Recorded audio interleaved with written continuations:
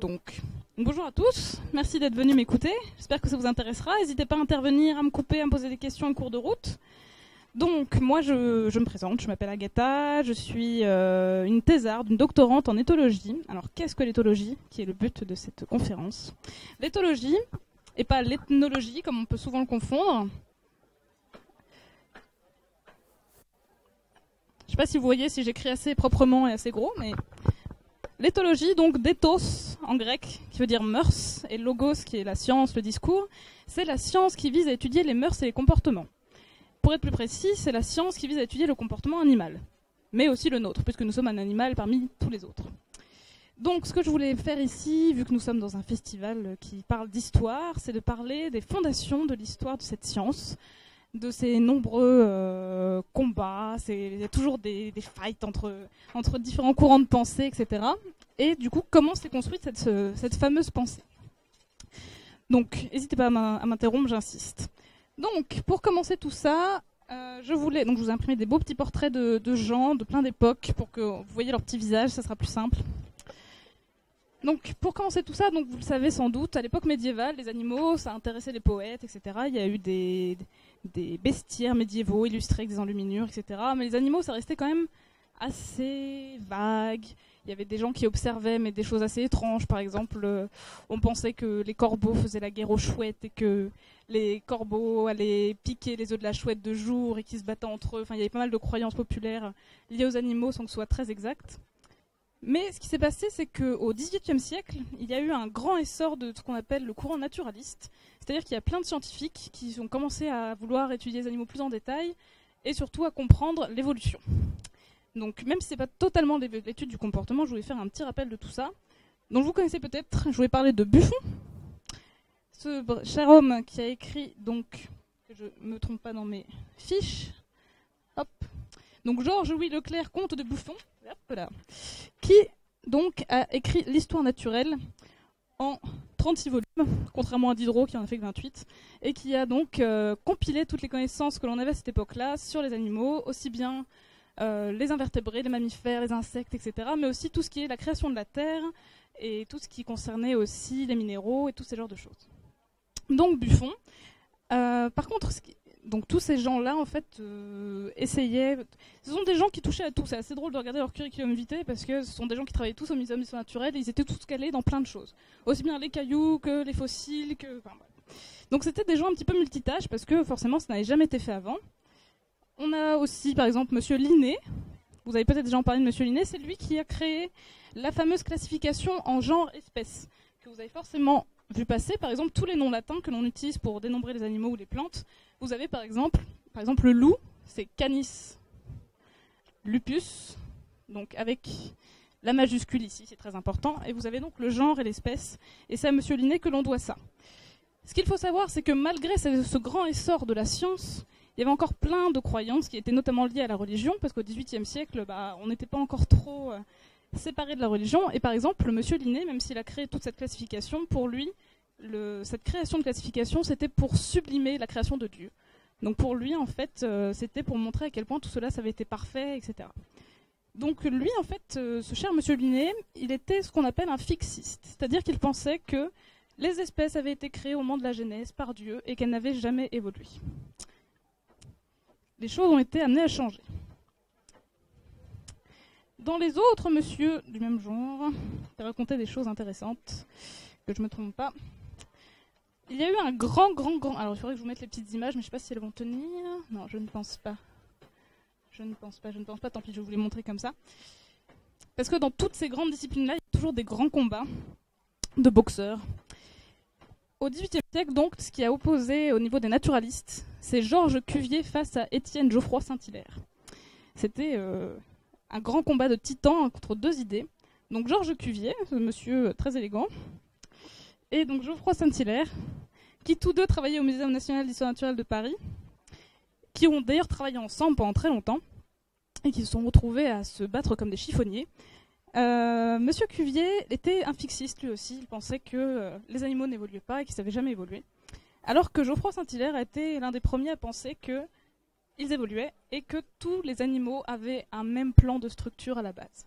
C'est-à-dire qu'il a observé des fossiles et il a regardé par exemple que la formation d'un avant-bras, aussi bien chez des poissons que chez des mammifères, c'était la même structure au niveau des os. Ce que l'on a trouvé par la suite était exact. C'est-à-dire que, aussi bien chez un mammifère ou chez un poisson, les différents os que vous retrouvez dans l'avant-bras vont être la même disposition. Alors bien sûr, pareil, ça évolue. Par exemple, le bras de la chauve-souris ou la patte du cerf, etc. Je vais vous faire un petit dessin, mais ça va pas être très joli. Ça évolue de la même façon. Et ça, c'était quand même assez révolutionnaire en son temps. Donc tout le monde n'était pas prêt à l'écouter. Donc par exemple, je vous fais un dessin moche. Mais par exemple, ceci est une aile de chauve-souris. Et si vous avez donc... Ceci est une main humaine, c'est superbe. Voilà. Et en fait, au final, ce que l'on retrouve, c'est que ce sont les mêmes os. Les os qu'il y a ici, ici, et ici, vous retrouvez les doigts de la main, en fait, qui sont allongés pour s'adapter au vol. Et vous avez la même chose aussi bien chez les nageoires des poissons, ou chez, par exemple, les pattes, je sais pas moi, la patte du cheval, par exemple, comme ceci, pareil, vous avez ces différentes parties que vous retrouvez. Donc ça, c'était la grande découverte de Geoffroy Saint-Hilaire. Je crois que j'oublie des choses importantes. Attendez que je vérifie dans mes petites notes. Donc voilà, non, c'est ça. Donc ça a fait les beaux jours des combats naturalistes. Ce qui est assez intéressant, parce que pareil à l'époque, pour recruter naturalistes, c'était pas tout à fait la même chose que maintenant. Le fils de Geoffroy Saint-Hilaire, Isidore, est lui aussi devenu un naturaliste renommé. C'est lui qui a été le premier à donner la définition de ce qu'on appelle l'éthologie. Donc il disait en 1849 que c'est à l'éthologie qu'appartient l'étude des relations des êtres organisés dans l'agrégat et dans la communauté. Concrètement, ce que ça veut dire, c'est que l'éthologie vise à étudier l'animal dans son groupe et dans le reste donc, de la population de son espèce. Donc voici pour Cuvier, etc. Les deux grands noms dont je vais vous parler, mais là aussi ce n'est pas de l'étude du comportement, mais sans eux, l'étude du comportement ne serait pas ce qu'elle est, c'est Lamarck et Darwin, qui eux aussi ont eu deux visions assez différentes, mais qui ont marqué l'histoire. Donc, ce cher Lamarck, que je ne me trompe pas dans les dates, donc Lamarck, il ne faut pas oublier que tout ça c'est au début des années 1800, donc lui sa théorie date de 1809, donc monsieur Lamarck, là aussi, pour ne pas le... Et en fait, Lamarck, qui a été d'ailleurs, le pauvre homme a fini totalement détesté par plein de gens parce que personne ne le prenait au sérieux, a été l'un des premiers lui aussi à décréter que donc, les animaux évoluaient. Et il a formé donc 4 lois qui expliquaient ceci. Là aussi, j'aimerais vous les lire, ça sera plus sérieux. Donc 4 lois. La deuxième loi est celle-ci. Lui, en fait, donc oui, je vais peut-être vous montrer l'image d'abord. Sa théorie, celle qui a été beaucoup reprise, c'est celle des girafes. Je ne sais pas si vous voyez bien au fond, mais vous voyez l'image d'une girafe dont le cou s'allonge petit à petit, parce qu'elle essaye petit à petit d'atteindre les branches qui sont plus hautes. Donc en forçant, son cou finit par s'allonger. Donc ça, c'était sa théorie. Et donc lui, ce qu'il expliquait, c'est que, en fait, donc sa deuxième loi était la suivante, la production d'un nouvel organe dans un corps animal résulte d'un nouveau besoin survenu qui continue de se faire sentir et d'un nouveau mouvement que ce besoin fait naître et entretient. Donc concrètement, le cou de la girafe se développe parce que la girafe a besoin d'atteindre les feuilles. Troisième loi, le développement des organes et leurs forces d'action sont constamment en raison de l'emploi de ces organes. Et dernière, tout ce qui a été acquis, tracé ou changé dans l'organisation des individus pendant le cours de leur vie est conservé par la génération et transmis aux nouveaux individus qui proviennent de ceux qui ont éprouvé ces changements. Donc ça, c'est assez révolutionnaire et c'est ce que Darwin a aussi repris en partie dans sa théorie, c'est que les caractères qui vont être sélectionnés, donc l'histoire du long cou, va être transmis aux descendants. La différence majeure, donc après je vais vous parler un petit peu de Darwin, mais donc oui, je vais vous parler de Darwin, donc Darwin que vous devez sans doute tous connaître, Charles Darwin, qui est connu pour la publication en 1859, donc quand même plus de 50 ans, presque 60 ans après Lamarck, de l'origine des espèces. La grande différence entre les deux, et ce que l'on oublie souvent, c'est que donc selon Lamarck, si la girafe a un cou plus long, c'est parce qu'elle a besoin de ce cou plus long, et en fait, c'est quelque chose d'intentionnel. C'est-à-dire qu'en poussant, etc., c'est elle qui va déclencher l'évolution de son corps. Alors que chez Darwin, lui, ce qu'il a vu, c'est qu'en gros, les girafes qui n'avaient pas un cou assez long peuvent pas se nourrir et meurent de faim. Du coup, elles ne peuvent pas se reproduire et elles ne peuvent pas transmettre ce comportement. Et c'est là toute la différence. C'est-à-dire que lui, Darwin, ce qu'il a mis au point, c'est cette idée de sélection naturelle et le fait qu'en gros, l'animal n'a pas trop son mot à dire. C'est juste que ceux qui peuvent se nourrir, qui trouvent les ressources parce qu'ils ont développé le bon comportement et la bonne attitude, pourront survivre contrairement aux autres. Donc ça, c'était quand même des grandes révolutions, et tout ça, ça se passe aux alentours des années 1800, 1860. Donc tout ça, c'est ce qu'on appelle la grande vague des naturalistes. Mais on parle toujours pas beaucoup de comportement dans tout ça. Donc, ensuite, pour finir, pour continuer cette longue péripétie, je voulais vous parler... Je vais m'en sortir avec mes feuilles. Alors, attendez. Hop. Hop. On va éteindre ça.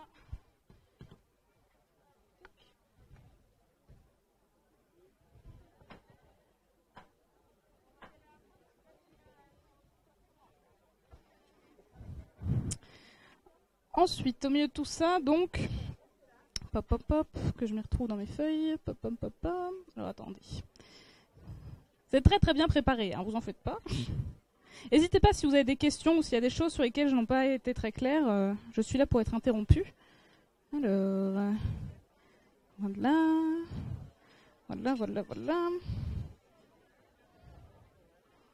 Tac. J'ai d'autres images qu'il faut que je retrouve.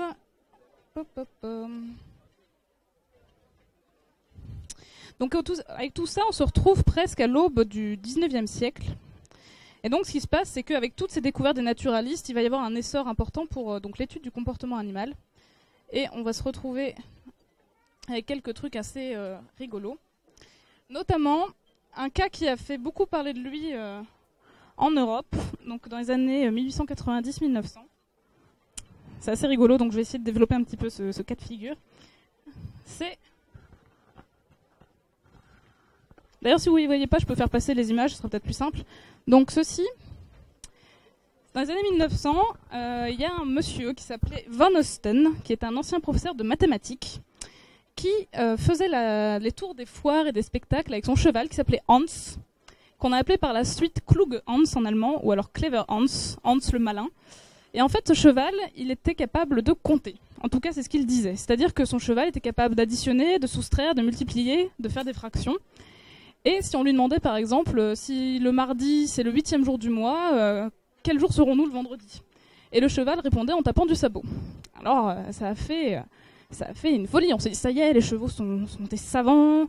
Il y a des gens qui sont venus d'Angleterre, de partout en Europe pour voir ce fameux cheval. Et ce qui s'est passé, c'est que toute la communauté scientifique commençait à se poser des questions en disant, mais dis donc, les chevaux sont beaucoup plus intelligents que ce qu'on pensait. Et ce qui s'est passé, c'est qu'à la demande de ce monsieur Van Osten, qui voulait quand même qu'on reconnaisse que son cheval était brillant, ils ont créé une commission d'enquête pour essayer de comprendre comment Hans arrivait à compter.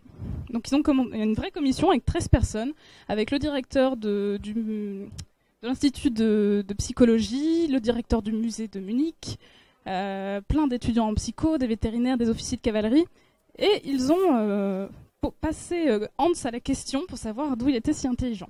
Donc ce qu'ils ont fait, c'est qu'ils l'ont isolé, parce qu'à chaque fois les démonstrations c'était en public. C'est toujours Van Osten, son propriétaire, qui lui posait des questions.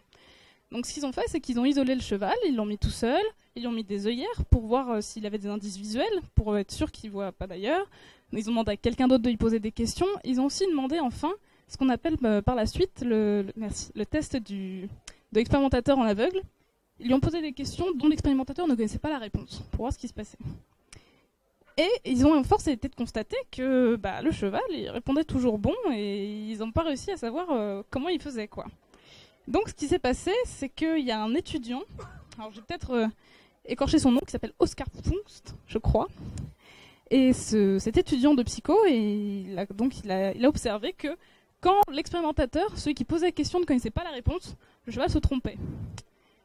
En revanche, il ne se trompait pas quand quelqu'un d'autre posait la question que son propriétaire, ou quand il était tout seul avec lui, ou encore quand on lui mettait des œillères.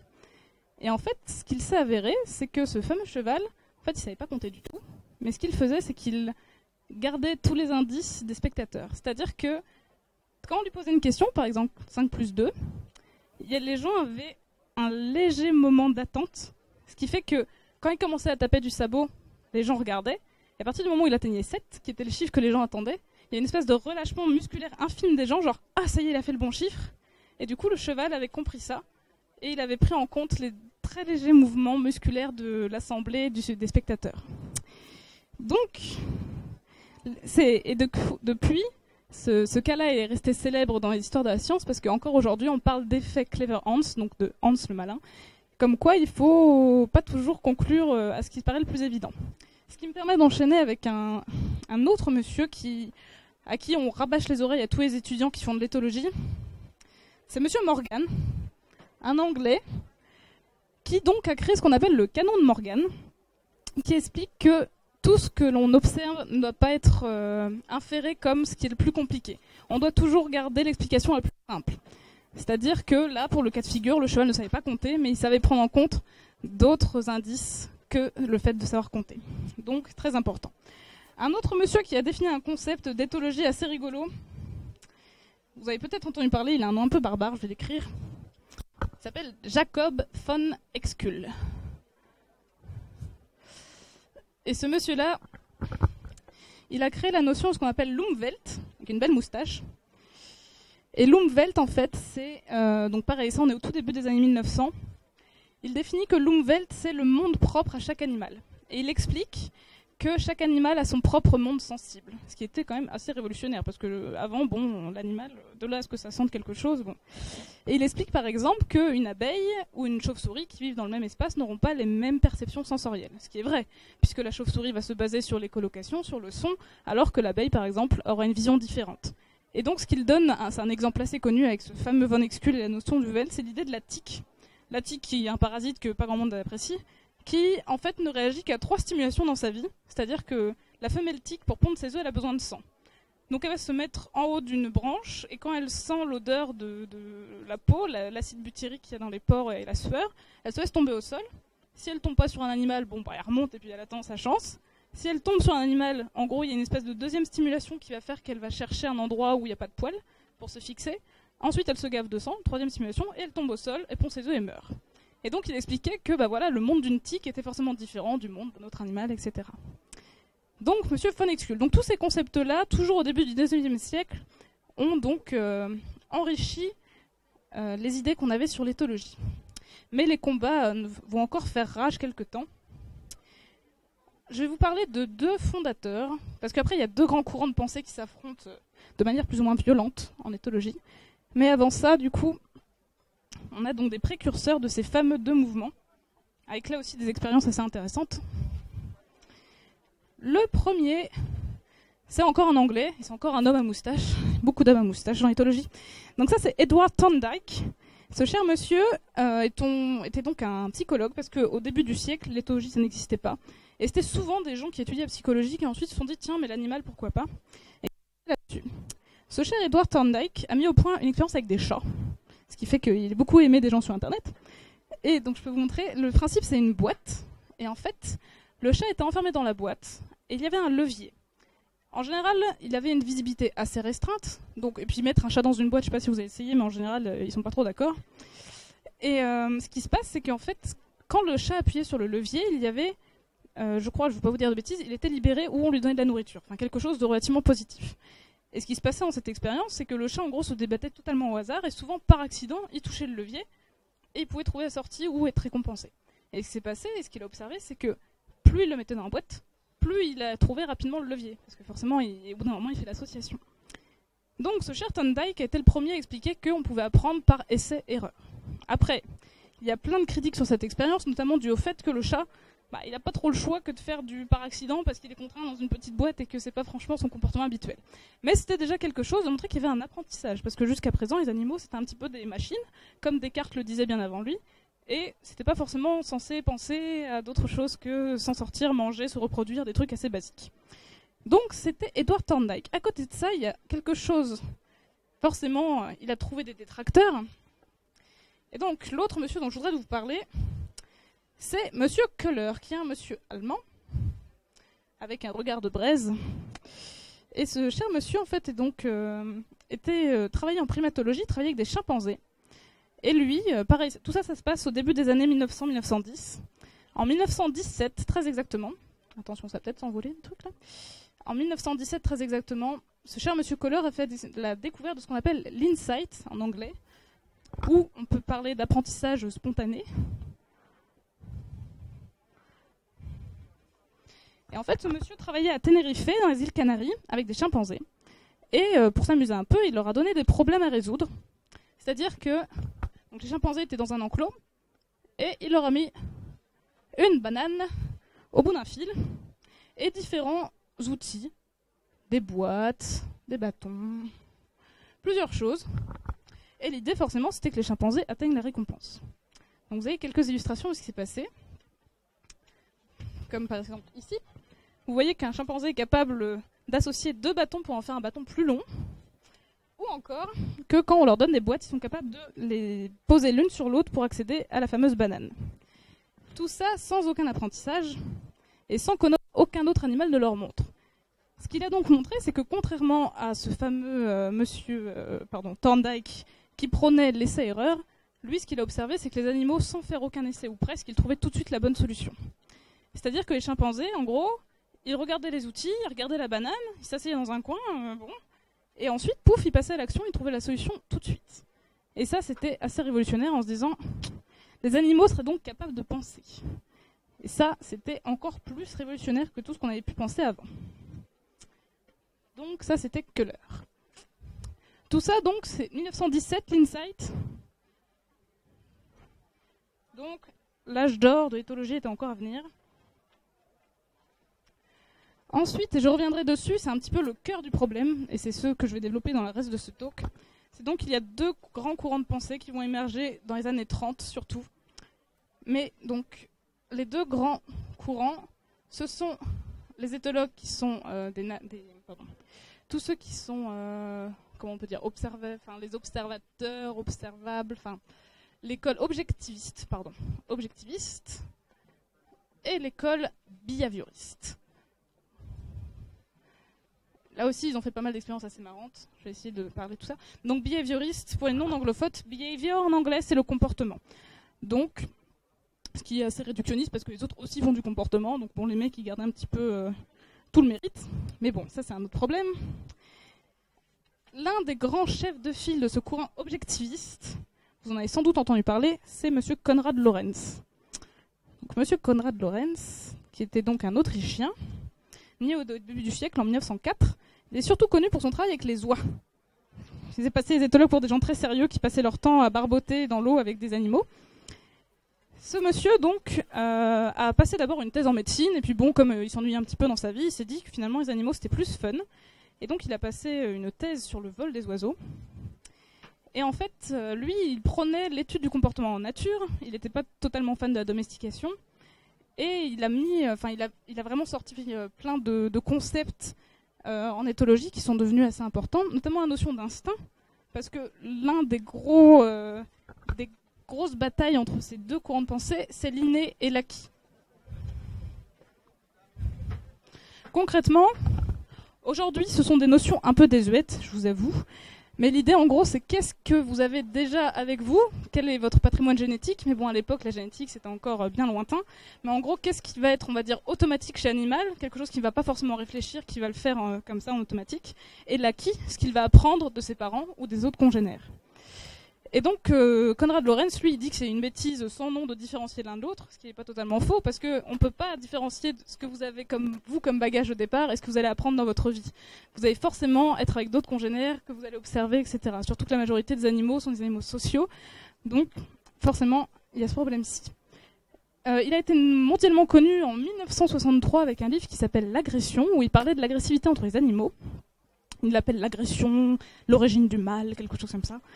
Et donc il a été mondialement connu. Et surtout, ce qu'il faut noter, c'est que ce cher monsieur, avec 2 autres de ses collègues, Nicolas Steenbergen et Karl von Frisch, a été le seul éthologue de toute l'histoire de l'humanité à recevoir un prix Nobel en 1973 pour leurs travaux. C'est assez drôle parce que les 3 bonshommes travaillent sur des trucs très différents, mais pour leurs travaux sur le comportement social des animaux. Donc c'est assez rare pour le noter, mais en tout cas sa renommée a été telle que c'est lui qui a mis l'éthologie, on va dire, sur la table et qui a fait que c'était une science qui devenait une vraie science sérieuse. Donc ce cher Konrad Lorenz, il a aussi travaillé sur ce qu'on appelle l'empreinte, dont vous avez peut-être entendu parler. C'est un phénomène qu'on observe surtout chez les oiseaux, mais c'est aussi le cas chez d'autres animaux, où en gros le premier individu que vous voyez quand vous venez au monde, c'est l'animal que vous allez suivre partout. Donc c'est pour ça que Konrad Lorenz, il est assez connu, où on le voit avec tout un troupeau de bébés oies cendrées qui le suit partout. Et donc il voulait voir l'origine de ce mécanisme et comment ça fonctionnait. Donc voici. Un tout petit mot quand même sur Tinbergen, donc qui est son collègue. En plus, il est tout fier avec sa médaille de prix Nobel. Je trouve qu'il est quand même trop mignon. Après tout ce travail. Donc Nicolas Tinbergen. Donc lui était néerlandais. Il travaillait beaucoup avec Konrad Lorenz. Et il a mis au point ce qu'on appelle la technique des leurres, un truc assez rigolo. Il a étudié notamment l'épinoche, qui est un petit poisson que vous connaissez peut-être, qui a des méchantes aiguilles dorsales sur le dos, et qui se caractérise en période de reproduction par un ventre rouge. Ce qui s'est passé avec cette étude de l'épinoche, c'est qu'il s'est rendu compte que quand on mettait dans un aquarium un mâle épinoche avec un autre mâle épinoche, ils se battaient souvent de manière assez violente. Et en fait, ce qu'il a fait, c'est qu'il a créé un leurre, c'est-à-dire un faux poisson, l'épinoche ici, que vous voyez en haut, qui est très réaliste, qui ressemble beaucoup au poisson, mais qui est tout gris. Et ensuite, ils ont créé des espèces de trucs grossiers qui ressemblent à des galets avec un œil et un ventre rouge, et ils les mettaient dans l'aquarium, et ça déclenchait l'agressivité du poisson. Donc ce qu'il a observé, c'est que ce qui déclenchait l'agressivité chez ces animaux-là, c'était pas du tout la forme que ça ressemble à un poisson ou non, c'était juste la coloration rouge. Et c'est ce qui va intéresser tous ces gens-là, c'est qu'est-ce qui va déclencher le comportement ? Quel est le stimulus déclencheur qui fait que les animaux vont se comporter comme ça à un moment donné ? Il a fait une autre étude aussi assez marrante avec les becs de goélands. Les goélands qui sont ces grands oiseaux blancs en bord de mer avec les ailes grises, et qui ont, si vous faites bien attention, un bec jaune avec 2 taches rouges. Et ils se sont rendus compte que le bébé goéland, quand il ouvre le bec pour être nourri par ses parents, en fait, si vous lui mettez juste le bec d'un animal, etc., ou le bec d'un autre oiseau, il ne va pas réagir, c'est aux taches rouges sur le bec qui va faire qu'il va ouvrir le bec. C'est-à-dire que même si un autre oiseau d'une autre espèce vient le nourrir, il ne va pas réagir s'il n'y a pas les 2 taches rouges sur le bec. Donc c'était assez rigolo. Il a aussi observé ce qu'on appelle les suprastimulus. Donc je ne sais pas si vous voyez, mais c'est un oiseau, potentiellement un goéland, mais c'était un exemple avec le pluvier qui est un autre oiseau marin. Donc ici vous avez la taille normale de son œuf, et vous avez un super œuf beaucoup plus gros juste à côté. Et ils se sont rendus compte que l'oiseau, même si c'était pas son œuf, qu'il n'y avait aucune chance que ce soit un œuf de son espèce, il préférait un œuf très très gros, parce que c'était un comportement qui était sélectionné comme ça, où le plus gros c'est le mieux. Donc ils ont observé ça. Et c'est ce que Corin Roes expliquait dans un comportement inné. Un comportement inné, c'est quelque chose d'assez automatique, qui se déclenche pour un stimulus donné, et qui ne s'arrête, même si le comportement n'a plus de signification. Et par exemple, ce qu'il définit dans un comportement inné, donc ce qu'on appellera bientôt des comportements qui sont hérités génétiquement, ce sont des comportements qui sont tous les mêmes dans la même espèce. C'est-à-dire, par exemple, tous les renards vont faire le même comportement. Et ces comportements innés ne peuvent pas être modifiés par apprentissage. C'est-à-dire que même si vous essayez d'empêcher un animal de le faire, un comportement inné ne pourra pas être modifié. Donc ça, ce sont les grands chevaux de bataille de Tinbergen et Lorenz. Et donc M. von Frisch aussi, si je retrouve sa photo... Parce que von Frisch est un petit peu celui qu'on oublie tout le temps, alors que ce monsieur-là a quand même expliqué en 1944 la signification de la danse des abeilles, ce qui n'est pas rien, parce que bon, les abeilles quand même on les aime bien, elles font des trucs utiles. Et il a pu montrer que selon les motifs qu'elles faisaient, elles pouvaient expliquer où était la nourriture, en quelle quantité, et indiquer la localisation à leurs autres congénères. Donc ces trois-là sont les fondateurs de ce qu'on appelle l'école objectiviste. Un autre truc dont je voulais vous parler rapidement, mais qui est un petit peu technique, entre guillemets, c'est ce qu'on impose aussi à tous les étudiants qui commencent en éthologie, c'est comment définir un comportement. Et ça a aussi été créé par Tinbergen. Ce sont les 4 questions.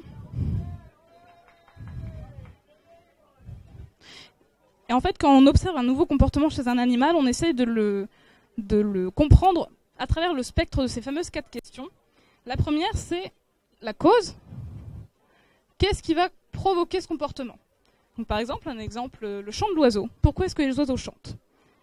Les oiseaux chantent parce qu'un mâle oiseau va entendre un autre oiseau chanter, alors que c'est son territoire et qu'il veut lui dire c'est chez moi quand même ici. Donc ça, c'est une des raisons. Ou alors parce qu'il y a une jolie femelle pas loin et que... Bon, voilà. Et... attends, je vous dis des bêtises. La cause, oui, c'est ça. Si, c'est ça. Et... donc, qu'est-ce qui va déclencher le chant ? L'autre chose importante, donc, c'est les facteurs externes, donc l'environnement, et la cause interne, qu'est-ce qui, à l'intérieur de l'oiseau, va faire qu'il va chanter. Donc, par exemple, pour les oiseaux, on sait qu'il y a une zone du cerveau qui est dédiée au chant, et quand ils activent cette zone-là, ils chantent. La deuxième question, c'est la fonction de ce comportement. Donc, dans le cas du chant de l'oiseau, il y a 2 rôles principaux, c'est donc attirer les femelles, et chasser les autres mâles du territoire. Ensuite, ça se complique un tout petit peu. Vous avez ce qu'on appelle l'ontogénèse, qui est un terme un peu barbare, mais c'est une question où on se demande juste comment le comportement apparaît au cours de la vie de l'oiseau. Si on reprend notre exemple du chant de l'oiseau, en gros, comment est-ce qu'un petit oiseau apprend à chanter? Ce qui se passe, c'est qu'en général, un oiseau, quand il naît, il ne sait pas chanter, il écoute son père, ou en tout cas un tuteur qui chante à côté de lui, il va l'entendre, et ensuite, petit à petit, il va l'imiter et reproduire son chant.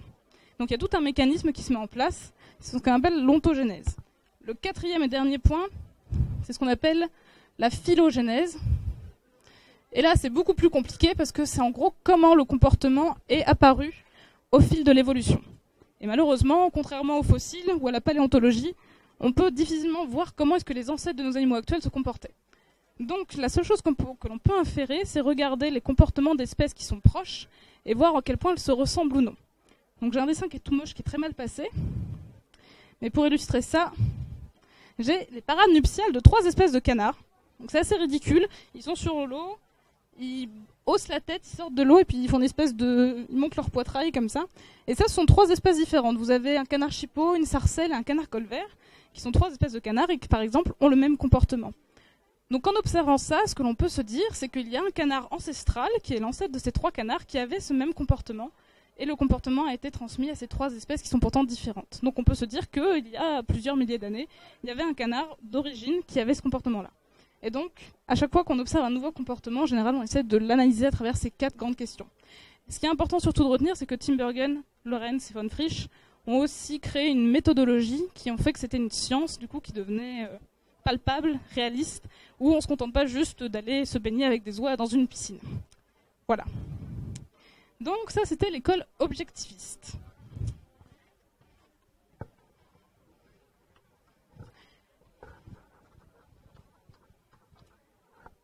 Ça, c'était le grand point. Forcément, ça va amener des conflits, parce qu'il y avait des fervents opposés au... Ah, du coup, j'ai oublié Pavlov d'amener. Il va falloir que je vous parle de Pavlov après. Ben non, c'est bon, je suis dans les temps. Pavlov, ça vient juste après. Donc, la fameuse école autre qui est carrément opposée aux objectivistes, ce sont donc les behavioristes. Et eux, leur démarche, c'est notamment celui de Watson. Il faut que je vous montre une petite photo de Monsieur Watson. Où est-il, Monsieur Watson? Monsieur Watson. Donc, Monsieur Watson, qui, pareil, début des années 1910-15, qui était un Américain, un psychologue lui aussi. Lui, son but, c'était de dire que l'éthologie, ça devait être la psychologie, puis l'autologie, devait être une science aussi sérieuse que les autres. Et il voulait créer une méthodologie qui faisait que ça allait être fiable. Et donc, lui, ce qu'il voulait, c'était donc créer une méthodologie. Donc, lui, par exemple, ce qu'il veut, c'est juste se baser sur les faits observables, des trucs qu'on peut noter, qu'on peut calculer, mesurer, etc. Et l'idée donc de ces fameux behavioristes, c'est de se baser uniquement sur les faits, et de pas du tout penser à ce que les animaux peuvent penser, justement. Tous les processus mentaux, toutes les possibilités de réflexion sont oubliées. Ils le mettent dans ce qu'ils appellent une boîte noire, c'est-à-dire que l'animal, en fait, quand on le stimule, quand par exemple il entend un bruit, etc., un comportement se déclenche, mais si l'animal pense ou ressent quelque chose, ils s'en fichent. Eux, ils veulent juste mesurer le lien entre... Ah, je perds mes goélands. Le lien entre donc, le stimulus et la réponse. Ce fameux Monsieur Watson a fait une expérience qui est restée assez connue dans l'histoire de la science, l'expérience du petit Albert, dans les années 20, donc avec un bébé qui avait 11 mois.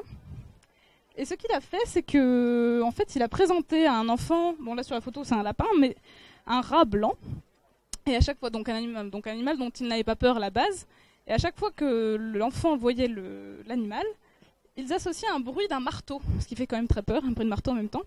Ce qui fait qu'à chaque fois qu'il présentait le rat, il y avait ce fameux bruit qui faisait très peur au bébé, et le bébé se mettait à pleurer. Et ce qu'il a montré, c'est qu'après, en fait, même s'il arrêtait le bruit de marteau, le bébé se mettait à pleurer dès qu'on amenait le rat. C'est-à-dire qu'il avait associé le rat avec le bruit qui faisait peur, ce qui fait qu'il a créé une phobie en quelque sorte. Enfin, pas en quelque sorte, totalement. L'histoire est assez triste dans la mesure où il a donc étendu cette phobie à tout ce qui avait une fourrure blanche.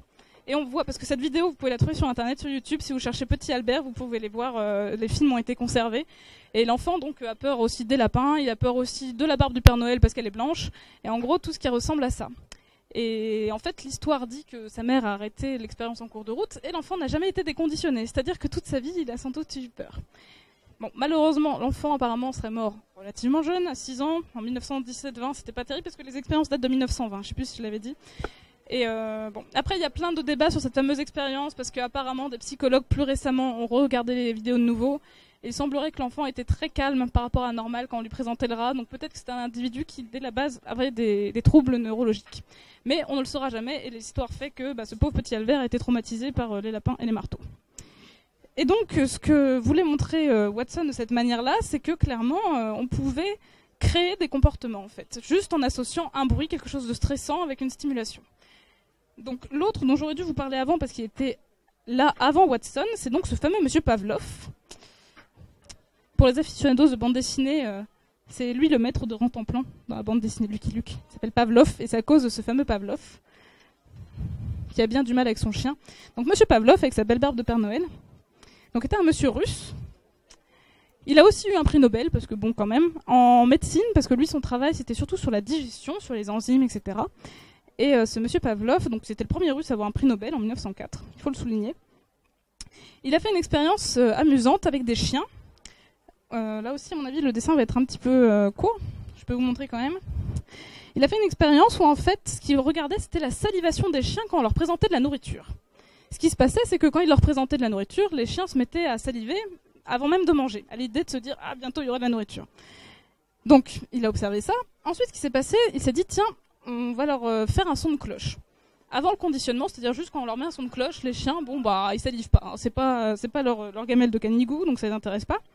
Et ensuite, ce qu'il a fait comme expérience, c'est qu'il associait, à chaque fois qu'il amenait la nourriture, il mettait le fameux son de cloche. Et il observait que les chiens salivaient, puisqu'ils attendaient la gamelle. Et le résultat de son expérience, c'est qu'après ce fameux conditionnement, où il associait toujours le son de cloche avec la gamelle, en fait, il s'est assuré que quand il mettait juste le son de cloche, comme avec le fameux bébé, les chiens salivaient alors qu'il n'y avait pas de nourriture. C'est ce qu'on appelle la création d'un stimulus conditionnel, c'est-à-dire que à chaque fois... Oui ? Ça, c'est une excellente question. Très honnêtement, je pense que ça va vite. Ah, comme ça, tout le monde peut entendre. Ok. Ça prend combien de temps pour conditionner un chien ? J'ai pas les données exactes, mais très honnêtement, je pense que ça va très vite. Je pense que c'est... Très honnêtement, à l'échelle d'une semaine, c'est faisable. Si à chaque fois que vous lui présentez de la nourriture, que vous associez le bruit... Parce qu'en fait, j'en ai pas parlé aussi, mais... Bon, c'est pas mon domaine, je veux pas vous dire de bêtises, mais aujourd'hui, par exemple, en éducation canine, quand on veut apprendre à un chien, par exemple, à être récompensé, genre assis ou se donner des ordres assez simples, les gens utilisent des clickers. Je sais pas si vous avez déjà vu, ce sont des petits objets que vous faites cliquer. Et en fait, c'est le même système que la cloche de Pavlov, en fait. C'est que vous mettez le bruit, le chien associe l'ordre, enfin, la récompense surtout, avec le fait que vous ayez cliqué, que vous ayez fait ce que vous le demandiez, et du coup, il associe très vite. Je vais pas vous dire de bêtises, mais je pense que ça va très vite. Ouais. Bah oui, c'est ça. S'il a la récompense, ça va très vite. Donc voilà. Donc ce fameux Pavlov, il a montré cette histoire-là avec le chien. Le dernier représentant de ce grand courant, c'est Monsieur Skinner. Alors, ouais, il a une tête rigolote. Donc Monsieur Skinner, qui a travaillé lui aussi avec les rats et avec les pigeons. Donc là aussi, si vous voulez faire tourner sa trombine, allez-y. Donc Monsieur Skinner, qui était aussi donc un des chefs de file de ce fameux courant, lui, il a créé ce qu'on appelle la boîte de Skinner. Et en fait, donc il mettait des animaux, des rats ou des pigeons dans des boîtes comme celle-ci, où là aussi il y avait un levier avec associé soit une lumière, etc. Et en fait, à chaque fois que l'animal appuyait sur le levier ou picorait, comme c'est le cas des pigeons, il leur donnait des écrans sur lesquels il fallait picorer, les animaux avaient une récompense. Et là aussi, il voyait que les animaux très vite comprenaient qu'en appuyant sur le levier ou sur l'écran, ils apprenaient et avaient une récompense. Et ce qu'il lui, il a montré, contrairement à Pavlov, parce que Pavlov, lui, il montre un comportement, on va dire, automatique. Le chien, on lui a pas appris à saliver. Il salive parce qu'il sent qu'il y a la nourriture. Alors que chez Skinner, lui, ce qu'il a montré, c'est des comportements totalement appris, complètement artificiellement appris par l'expérimentateur. Et lui aussi, donc, il s'intéressait à cette transmission stimulus-réponse. Et voici. Et lui aussi, il a vu donc c'est lui qui a mis au point ce qu'on appelle donc la notion de renforcement, c'est-à-dire que c'est plus fort encore qu'une récompense, c'est-à-dire que dès que l'action a lieu, pouf, vous récompensez ou punissez entre guillemets l'animal. Et il a vu que donc en récompensant très vite, l'animal apprenait à peu près ce qu'il voulait. Après, il a aussi vu que quand on privait, parce qu'il y avait aussi le côté punition, ce qu'il a vu, c'est que quand on privait un animal soit de l'accès à la nourriture, il désapprenait très vite, ou quand il y avait deux façons de, entre guillemets, punir, soit on lui enlève la nourriture, donc du coup, frustration, soit il avait droit à un petit choc électrique ou ce genre de choses. Les comités d'éthique n'étaient pas les mêmes qu'aujourd'hui, je vous rappelle, tout ça n'a plus lieu de nos jours. Mais en tout cas, ils avaient pu montrer ces deux courants de pensée. Du coup, les objectivistes et donc tout ça, ça se passait aux alentours des années 35-45. Et après, en fait, donc tous ces gens se sont se sont battus à travers les colloques, etc., pour savoir qui avait raison. La clique des objectivistes sont tous des messieurs qui sont décédés aux alentours des années 85-88. Pareil pour Skinner, etc. Et ce qui s'est passé, c'est qu'après tout ça, il y a eu l'émergence de nouvelles disciplines, de nouvelles questions. Bien entendu, tout ce qui est lié à la génétique, ça a changé beaucoup de choses, parce qu'on a pu comprendre que des comportements pouvaient être transmis comme ça. Enfin, c'est ce que déjà avait dit Darwin, mais avec les gènes et les chromosomes, on a pu voir plein d'autres choses. Et donc, des nouvelles disciplines sont apparues, comme par exemple la sociobiologie, où par exemple, on a vu que chez les fourmis, il y a des animaux qui ont été entièrement, on va dire, altruistes et se sacrifiaient pour, par exemple, les ouvrières passent leur vie à nourrir des individus qui ne sont pas les siens. Donc c'est des animaux qui ne se reproduisent pas. Et ce genre de comportement, c'est très difficile à expliquer sans avoir cette idée de gènes qui se transmettent. Parce qu'on se dit, pourquoi est-ce qu'une fourmi, elle aiderait à élever d'autres individus que ses propres enfants? Et ensuite, on a pu comprendre que les fourmis, vu qu'elles sont toutes issues de la même reine, elles ont une proximité génétique, c'est-à-dire qu'elles sont tellement proches d'un point de vue de leur ADN que c'est aussi rentable d'aider à élever les frères et sœurs que d'avoir ses propres petits. Et ça, tout ça, on l'a découvert dans les années 75, voire 80, ce qui est beaucoup plus récent. Et après, on s'est posé d'autres questions, on est allé vers d'autres données. Par exemple, on s'est intéressé beaucoup à la cognition, et ça c'est plus récent, on va dire dans les années 80-90. Donc la cognition, c'est tout ce qui sont les mécanismes d'apprentissage, où justement on essaie de remettre l'animal et essayer de comprendre ce qui se passe dans sa tête, contrairement aux behavioristes qui créaient cette fameuse boîte noire, où au contraire ils n'essayaient pas de voir ce qui sous-tendait le comportement de l'animal. Et donc voilà, donc maintenant l'éthologie c'est un domaine très large, c'est vrai que souvent on me demande des différences, mais vous avez aussi bien des gens qui vont sur le terrain, qui vont s'intéresser aux conflits sexuels, c'est-à-dire comment les partenaires vont choisir leur partenaire sexuel, est-ce que les femelles ont les mêmes intérêts que les mâles. Ensuite, on peut s'intéresser à comment un animal va apprendre, par exemple, à choisir sa nourriture en observant les autres, etc. Vous avez toutes les dynamiques sociales où on essaie de comprendre comment un dominant va guider le groupe, qu'est-ce qui fait qu'un dominant va être dominant, qu'est-ce qui fait que les autres vont avoir confiance en lui et le suivre, etc. Il y a des multitudes de questions, et tout ça, donc, ça apparaît au grand champ de l'éthologie ou de l'écologie, qui vise donc à étudier l'animal donc dans son comportement et essayer de voir quels sont les comportements qui vont être sélectionnés pour survivre et donc transmettre ses gènes. Voilà à peu près le grand éventail que je voulais faire sur le début. Bien sûr, il y a eu plein de choses plus récentes. Et donc, j'espère que tout ça est à peu près clair. Et donc, je suis ouverte à toute question. Voilà.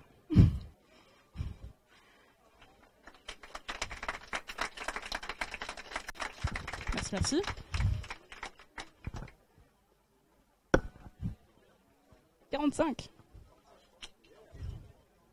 Presque une heure.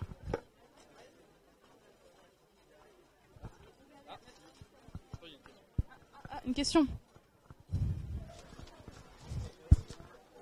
Est-ce que vous pourriez peut-être approfondir un petit peu sur comment est-ce qu'un comportement est transmis d'une génération à une autre? Alors, ça c'est une question qui est très intéressante. Je ne l'ai pas assez développée parce que je voulais aller vite et j'ai pas lu mes petites notes. Konrad Lorenz, l'un des trucs très importants qu'il a donné dans ses grandes définitions, c'est qu'un comportement, en fait, c'est comme un organe. C'est-à-dire qu'un comportement avait une fonction. Autant votre estomac sert à la digestion ou à ce genre de choses, un comportement va aussi avoir une utilité pour la survie de l'animal. C'est-à-dire que, par exemple, je sais pas moi, un comportement de fuite chez une proie, par exemple chez un groupe de zèbres, c'est ça qui va faire que les zèbres vont survivre et vont pas se faire manger par les lions. Le fait que ces animaux survivent parce qu'ils fuient aux prédateurs va faire qu'ils vont vivre plus longtemps, qu'ils vont être capables de se reproduire, d'avoir des petits, et ces mêmes petits vont eux aussi avoir peur des lions et se sauver, etc. Et ce comportement, du coup, vu que ce sont les survivants, ce sont ceux qui ne se font pas manger, bah du coup, ce comportement-là va se reproduire d'une génération à l'autre.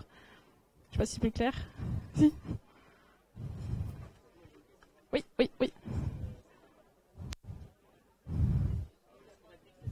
On m'entend là? Oui. Est-ce qu'on applique cette science à l'humain? Oui, exactement. Et comment ça se passe en fait biologiquement? En fait, l'éthologie humaine, comme on l'appelle, elle peut avoir plein d'applications. Nous, ce dont on parlait souvent quand on était en cours, c'est que ça a plein d'applications même dans la vie de tous les jours, notamment au niveau du marketing. Par exemple, ce que l'on étudie, c'est le comportement des consommateurs dans un supermarché. Par exemple, où est-ce qu'ils vont regarder, quels produits ils vont acheter en premier, et du coup, quel niveau on le met dans les rayons, pour que ce soit facile d'accès, visible, etc. Après l'éthologie humaine, il y a plein de... Par exemple, je me souviens quand j'étais en cours, on racontait... pareil, ce sont des études qui datent des années 70-80. Par exemple, il y avait une étude assez marrante où on observait le comportement des gens dans une salle d'attente d'un médecin. Et on regardait à quel point il y avait une attraction entre les gens, selon qui croisaient leurs jambes, qui croisaient leurs bras, à quel point ça montrait s'ils étaient ouverts pour engager la conversation avec quelqu'un d'autre ou non. Il y a pas mal de tests aussi Ou par exemple, on essaye de voir le lien entre... par exemple, on demande à des hommes de noter des photos de femmes selon leur niveau d'attraction, à quel point est-ce qu'ils la trouvent attirante, et on essaie de voir si c'est corrélé par exemple au cycle menstruel de la femme. Est-ce qu'il y a encore des indices au niveau des hormones, ce genre de choses, d'un point de vue physique chez l'humain. Mais pareil, c'est un domaine très très large, on peut s'intéresser à plein de choses. Au niveau... Après, voilà, l'éthologie humaine, c'est souvent aussi assez proche de la psychologie, ce sont des domaines qui se superposent, mais là aussi la psychologie est très très très vaste. Vous avez par exemple, moi j'ai des collègues dans mon laboratoire qui travaillent sur le développement de l'enfant, et qui essaient de voir à partir de quel âge les enfants apprennent à parler, et surtout comment ils apprennent à parler, parce que c'est toujours quelque chose d'assez mystérieux. Est-ce que c'est lié au fait d'entendre les parents, quels indices ils gardent pour apprendre à parler, etc. Ça fait aussi partie de la psychologie, de l'éthologie humaine. Définir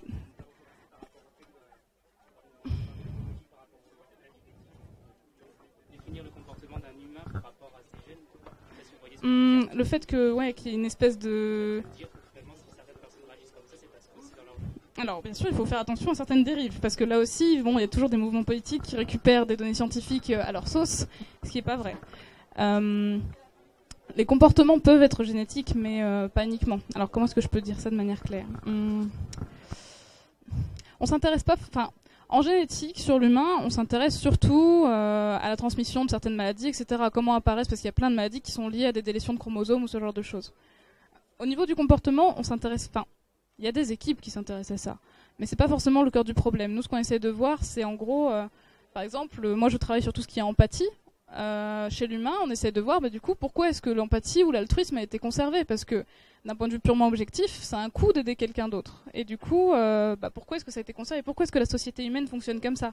Parce qu'on n'a pas forcément de raison rentable de le faire. Et ça, du coup, la génétique, on s'en fiche. Pour ce cas précis, c'est pas très intéressant. Si, ça l'est, mais pas autant. Là, on regarde vraiment le comportement en tant que tel, et pas les bases génétiques, surtout que les bases génétiques de l'empathie ou de l'altruisme, on les connaît pas.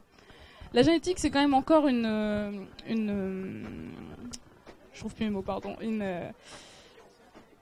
Non, c'était pas ça ce que je cherchais. Une discipline qui est quand même encore assez récente, et il y a plein de choses qu'on ne sait pas encore. On a pu coder le génome entier de certaines espèces, on a pu voir que, je ne sais pas moi, que le daman des rochers, qui est un petit rongeur, était très proche génétiquement de l'éléphant, qui pourtant ne lui ressemble pas du tout. Ça sont des choses qu'on peut voir avec la génétique. Après, expliquer le comportement d'un humain par sa génétique, moi je trouve ça aberrant. Est-ce que c'est une hypothèse ? Est-ce que c'est une hypothèse de dire que, par exemple, l'empathie puisse être une condition génétique, en fait ? C'est ça qu'en fait je voulais savoir. Même si on ne sait pas quel est le gène en fait qui va provoquer l'empathie. Après, je pense que c'est plus compliqué que ça. En fait, il n'y a pas un gène qui va coder pour un comportement. La génétique, c'est très compliqué. J'essaie de faire toujours des versions simples, mais il y a toujours plein de choses qui rentrent en interaction. Et comme disait ce Charles Lorenz, on ne peut pas différencier l'inné de l'acquis. C'est-à-dire que même si vous avez des gènes à la base, votre entourage social, ce que vous allez apprendre au cours de votre vie, va modifier votre comportement. Du coup, dire qu'il y a un gène quelque part qui va faire que vous allez agir comme ça, comme une espèce d'animal totalement dénaturé sans penser, c'est bête. Je veux dire, ça manque... Après, vous avez raison, il y a eu des controverses, mais moi j'estime que ce ne sont pas des sujets de recherche qui ont été faits de manière convenable. La science, malheureusement, c'est comme dans plein de choses, il y a aussi des effets de mode, il y a aussi des effets de buzz, et la génétique a un petit peu souffert de ça en disant qu'on avait trouvé toutes les solutions à toutes les questions en utilisant la génétique. Mais c'est pas si simple que ça. Donc, merci à vous.